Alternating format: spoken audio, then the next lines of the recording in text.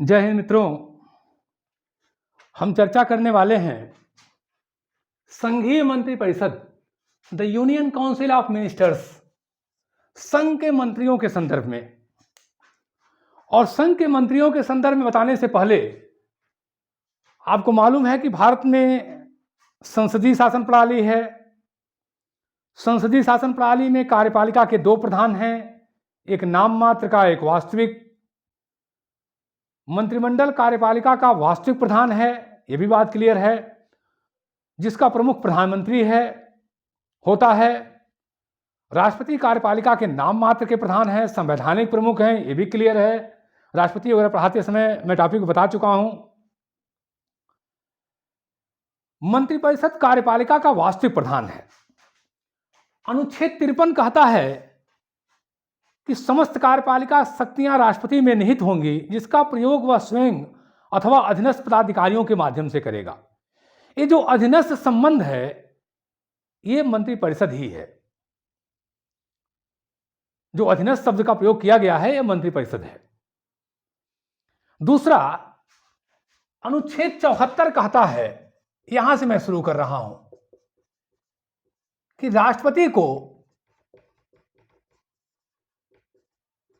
कार्यों में सलाह एवं सहायता देने के लिए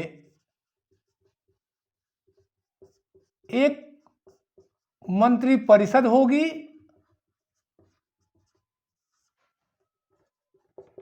जिसका प्रधान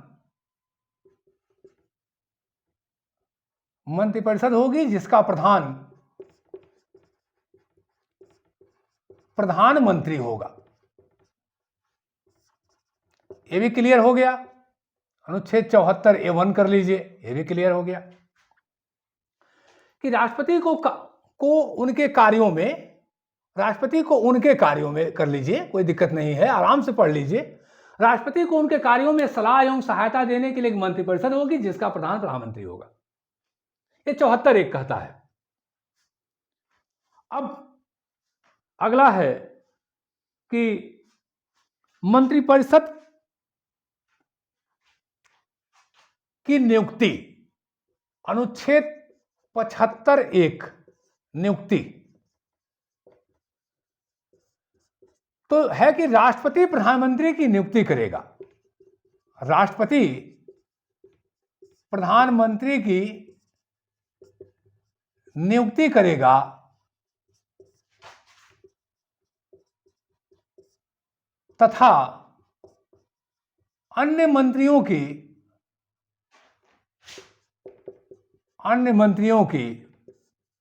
नियुक्ति प्रधानमंत्री के परामर्श पे करेगा।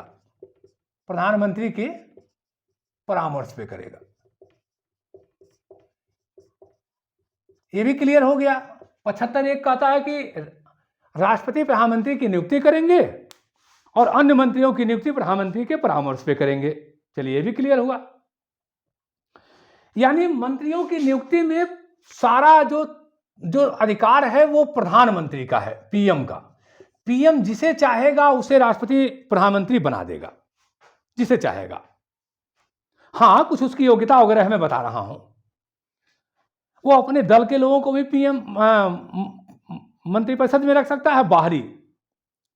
बाबा साहब को, अंबेडकर जी को नेहरू जी ने, उनके दल के नहीं थे, लेकिन उन्होंने मंत्री पद पे अपने दल शामिल किया।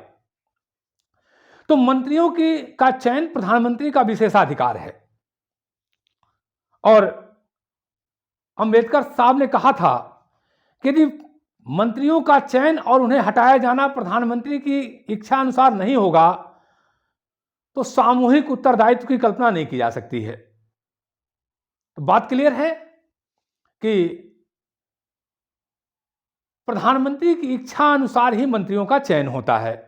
मैं प्रधानमंत्री की वीडियो में बहुत विस्तार से बताया हूं, आप देख लीजिएगा। अब होता है कि जो मंत्रियों का चयन है, ये प्रधानमंत्री की इच्छा पे है। बस एक शर्त है कि उन्हें 6 माह के भीतर 75(6) में, अनुच्छेद 75(6) में उन्हें 6 माह के भीतर संसद का सदस्य होना है, संसद का सदस्य, बस और कोई बात नहीं है, इतनी योग्यता चाहिए खाली। यानी प्रधानमंत्री मंत्रियों के चयन में स्वतंत्र है, जो योग्यता है वो इतना ही है कि 6 माह के अंदर, आर्टिकल 75(6) कहता है कि 6 माह के भीतर उन्हें संसद का सदस्य होना है।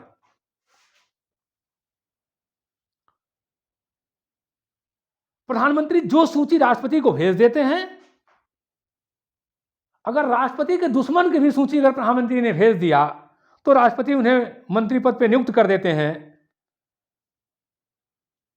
राष्ट्रपति उसमें कुछ नहीं कर सकते हैं, आंख मूंद के उनकी नियुक्ति कर देनी है। ये पूरा चयन का अधिकार, प्रधानमंत्रियों के चयन का अधिकार पीएम को है, प्रधानमंत्री को है। योग्यता क्या है कि आर्टिकल 75(6) में 6 माह के भीतर संसद का सदस्य होना चाहिए। एक मामला आया था A.R. चौहान बनाम पंजाब राज्य, A.R. चौहान बनाम पंजाब राज्य 2001 में, A.R. चौहान बनाम पंजाब राज्य। इसमें माननीय सुप्रीम कोर्ट ने कहा कि कोई ऐसा व्यक्ति जिसे एक बार सदस्य बनाया गया और वो 6 माह के भीतर पार्लियामेंट का मेंबर नहीं बना, तो दोबारा उस मेंबर को, उस सदस्य को दोबारा प्रधानमंत्री जी द्वारा मंत्री पद पर नियुक्त नहीं, स्थापित नहीं किया जा सकता है। यानी अगर कोई व्यक्ति एक बार मंत्री पद पर राष्ट्रपति महोदय नियुक्त कर दिए, प्रधानमंत्री की इच्छा से ही होगा, बात तो क्लियर हो गई, और यदि वो 6 माह के भीतर यदि वो संसद के सदस्य नहीं बन पाए तो दोबारा उन्हें मंत्री पद नहीं दिया जा सकता है। मैं बार बार क्लियर कर दूं कि सारा पावर प्रधानमंत्री का है, लेकिन करना राष्ट्रपति को है मंत्रियों का चयन। नाम राष्ट्रपति का, काम प्रधानमंत्री का, बार बार ना कहना पड़े, जान लीजिए।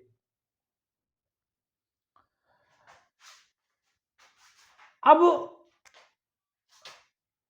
आर्टिकल 75(2) कहता है कि मंत्रीगण राष्ट्रपति के प्रसाद पर्यंत, राष्ट्रपति के प्रसाद पर्यंत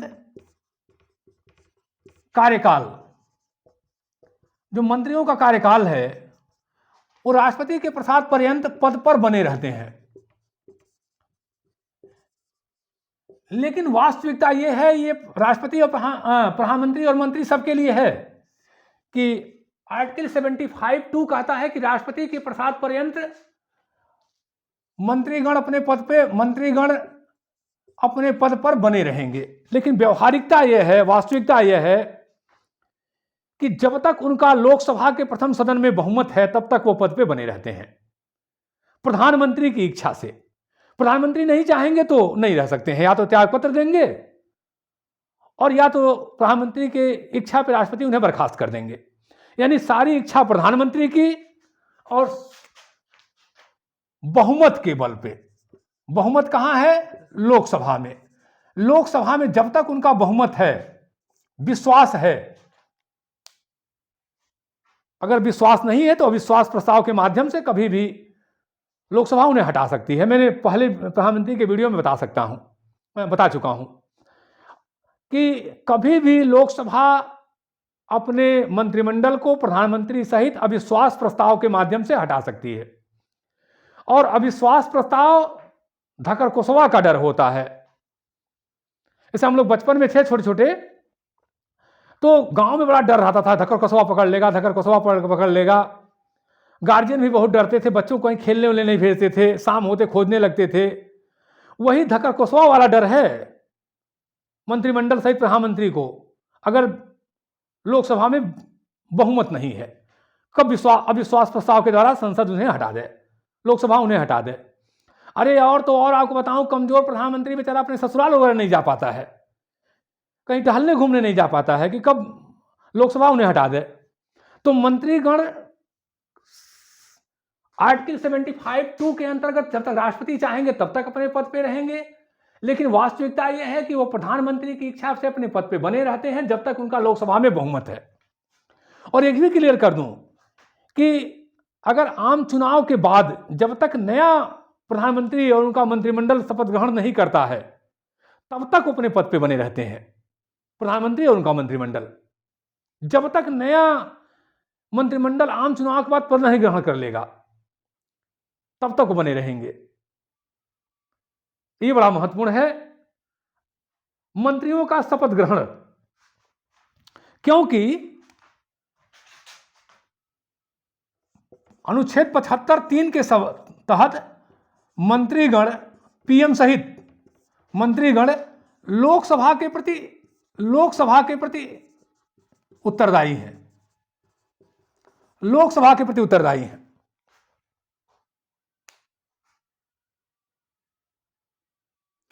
सामूहिक रूप से लोकसभा के प्रति उत्तरदायी है, सामूहिक रूप से लोकसभा के प्रति उत्तरदायी है।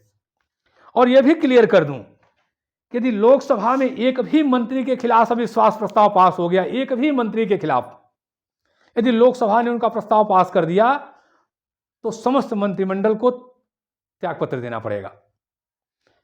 इसी नाते लॉर्ड मार्ले ने कहा है, लॉर्ड मार्ले, कि डूबते हैं साथ साथ तैरते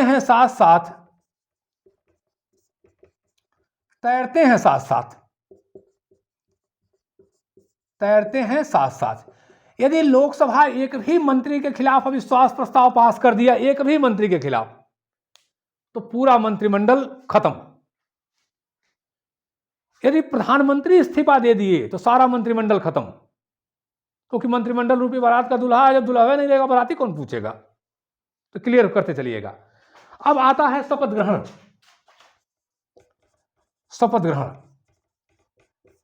मंत्रिपरिषद की शपथ राष्ट्रपति महोदय दिलाते हैं, राष्ट्रपति द्वारा।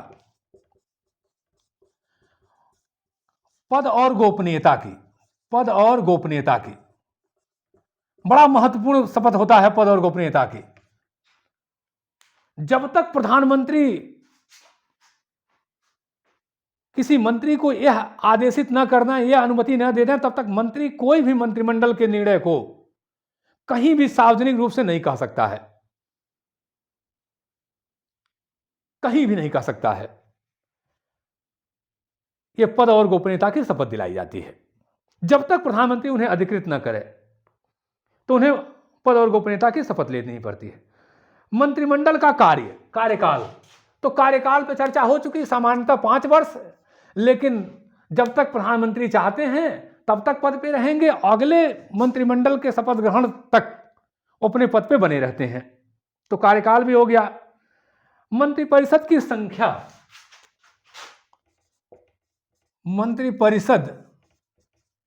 संख्या, तो पहले देखिए कोई भी मंत्री बना दिए जाते थे, संख्या वगैरह का माने नहीं था,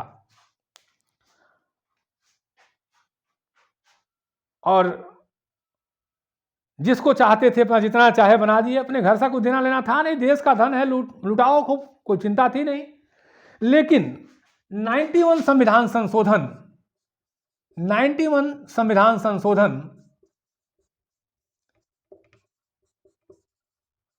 2003,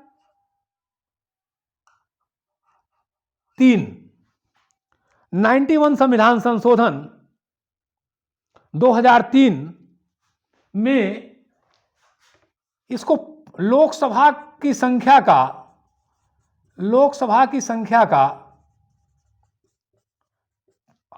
15% अधिकतम तय कर दिया गया है। अधिकतम पीएम सहित अधिकतम 15% लोकसभा का। यह भी क्लियर हो गया कि मंत्रिपरिषद की संख्या 91 संविधान संशोधन के द्वारा 2003 में आदरणीय अटल बिहारी वाजपेयी जी की सरकार ने लोकसभा की सदस्य संख्या का 15% अधिकतम तय कर दिया है, पीएम सहित। तो ये आप देख रहे हैं, यहां तक कोई दिक्कत नहीं है।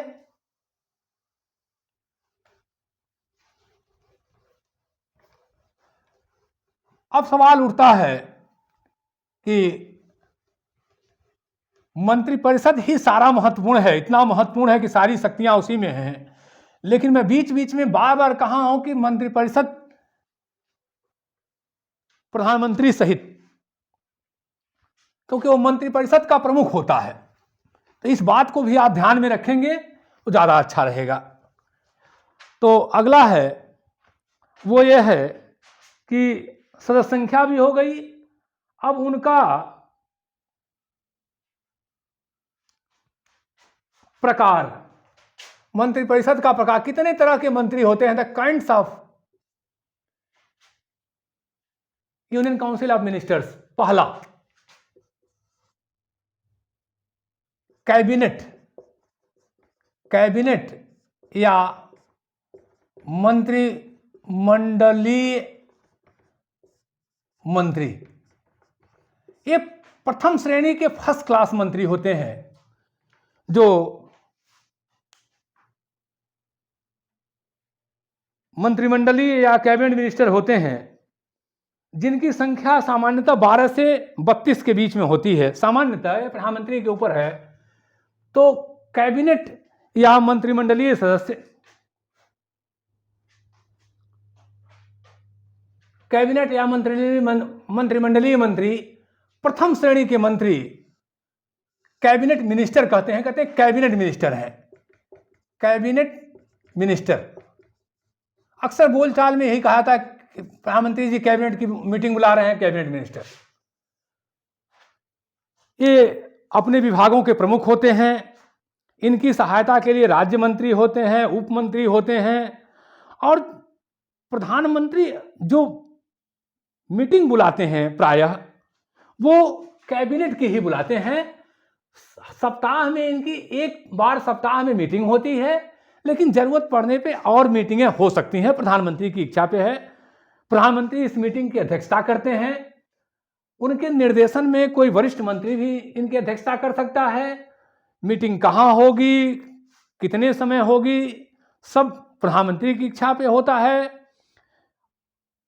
आपसी विचार विमर्श से निर्णय होते हैं, मतदान हो सकता है, लेकिन अंतिम निर्णय प्रधानमंत्री का होता है।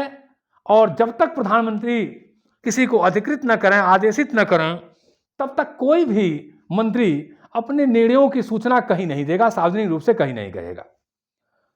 ऐसा नहीं कि मंत्री जी, प्रधानमंत्री जी ने कोई निर्णय मीटिंग में किया और ससुराल गए और लंबी लंबी झांकने लगे कि भैया आज हमारी ये बातचीत हुआ, वो हुआ, ऐसा नहीं। जब तक प्रधानमंत्री अधिकृत नहीं करेंगे।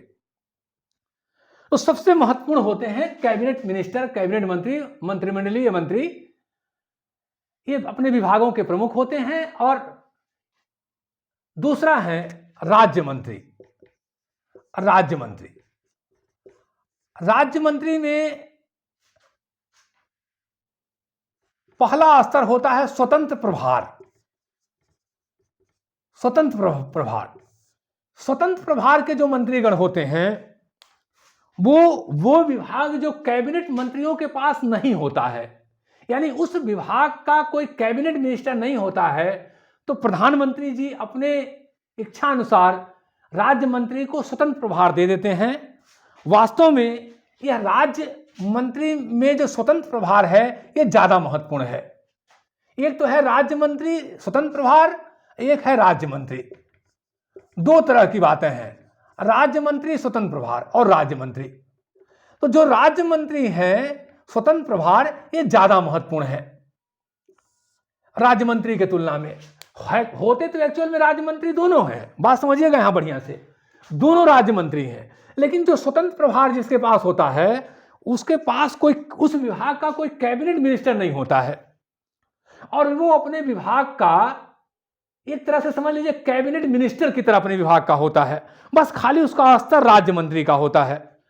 अब वो करता क्या है कि कोई भी अपने प्रधानमंत्री के को सीधा रिपोर्ट करता है, वो कैबिनेट मिनिस्टर को रिपोर्ट नहीं करता है, वो सीधा प्रधानमंत्री को रिपोर्ट करता है। और प्रधानमंत्री की इच्छा अनुसार वो बैठकों में शामिल भी हो जाता है, प्रधानमंत्री की इच्छा अनुसार। अगर प्रधानमंत्री चाह रहे हैं।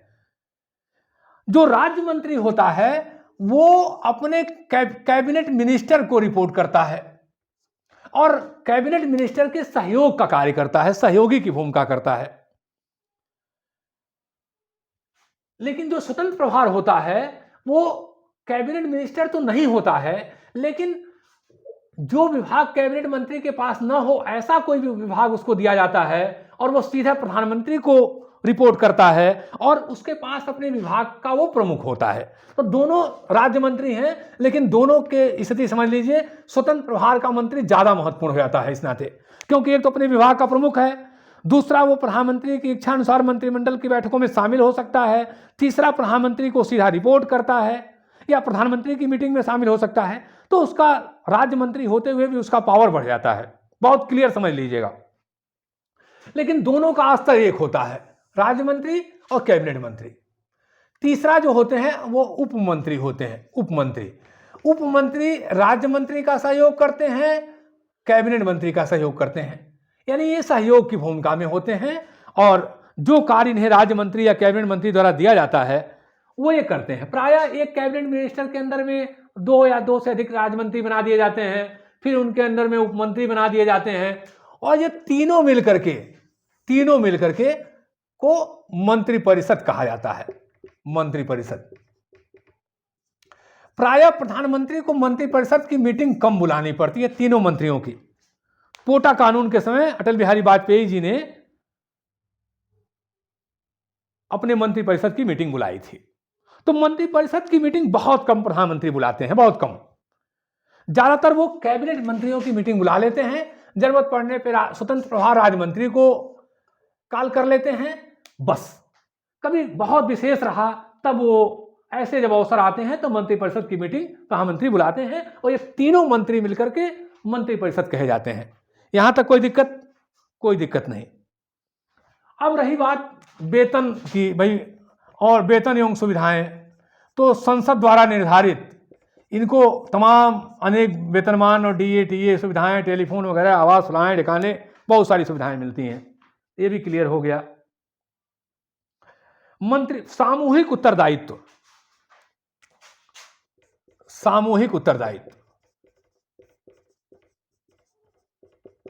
मैं इस बात को एक बार और दोहरा दूं कि अनुच्छेद 75(3) में मंत्रिमंडल का सामूहिक उत्तरदायित्व होता है और एक भी मंत्री के खिलाफ यदि अविश्वास प्रस्ताव पास हुआ तो समस्त मंत्रिमंडल को त्यागपत्र देना पड़ेगा, एक भी मंत्री। इसी नाते लॉर्ड मॉर्ले ने कहा था कि डूबते हैं साथ साथ और तैरते हैं साथ साथ।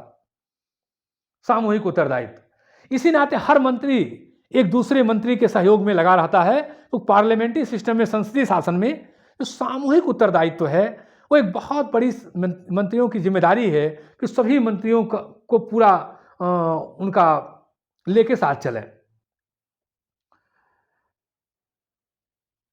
अब मंत्रियों परिषद की कार्यप्रणाली।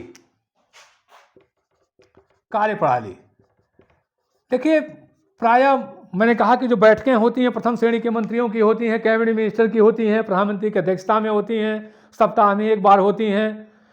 प्रधानमंत्री चाहें तो अधिक बार हो सकती हैं, उनकी अध्यक्षता प्रधानमंत्री करते हैं। निर्णय बहुमत के आधार पर होता है, लेकिन अंतिम निर्णय प्रधानमंत्री का होता है। यदि कोई प्रधानमंत्री उस प्रधानमंत्री के अंतिम निर्णय के से अपने आप की अलग इच्छा रखता है, स्वतंत्र है, लेकिन पद त्यागना पड़ेगा। ये नहीं कि भैया आप पद में भी रहिए और विरोध भी करिए, ये नहीं चलेगा, जिंदाबाद मुर्दाबाद नहीं चलेगा। तो प्रधानमंत्री का निर्णय मंत्रिमंडल का अंतिम निर्णय होता है, लेकिन यदि कोई प्रधानमंत्री की इच्छा से, बहुमत की इच्छा से अलग इच्छा रख रहा है, अधिकार है, मंत्री पद छोड़िए, अपना कोई दिक्कत नहीं है। जैसा कि नेहरू मंत्रिमंडल से डॉक्टर श्यामा प्रसाद मुखर्जी, केसी नियोगी, डॉक्टर मथाई और श्री देशमुख साहब को मंत्रिमंडल का सदस्य पद से त्यागपत्र देना पड़ा था, क्योंकि उन्होंने अपना अलग तरह का मत देना, विरोध का मत देना शुरू किया। तो विरोध की स्थिति में आपको पद त्यागना पड़ेगा। अब अंत में इसके बाद, अब सब कुछ कहने समझने के बाद स्थिति आती है कि मंत्रिपरिषद के कार्य और शक्तियां एवं कार्य। तो आप जान लीजिए कि मंत्रिपरिषद के जितने काम राष्ट्रपति के हैं लगभग वो काम मंत्रिपरिषद का है। मुख्य मैं बता रहा हूं, सब काम नहीं लेकिन काफी हद तक। और वास्तव में मंत्रिपरिषद की सारी शक्तियों का प्रयोग प्रधानमंत्री करता है। लेकिन चर्चा तो हमें करनी ही करनी है कि और मंत्रिपरिषद में मंत्रिमंडल, क्योंकि वो प्रथम श्रेणी का वही है मंत्रिमंडल, कैबिनेट मिनिस्टर। तो जॉन मेरियट ने कहा है, जॉन मेरियट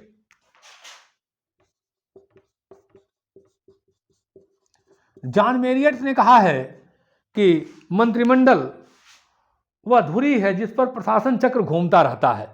जॉन मेरियट ने कहा कि मंत्रिमंडल वह धुरी है जिस पर प्रशासन चक्र घूमता रहता है।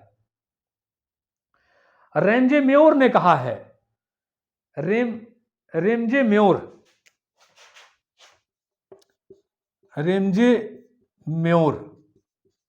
का कहना है कि मंत्रिमंडल राज्य के जहाज का परिचालक यंत्र है,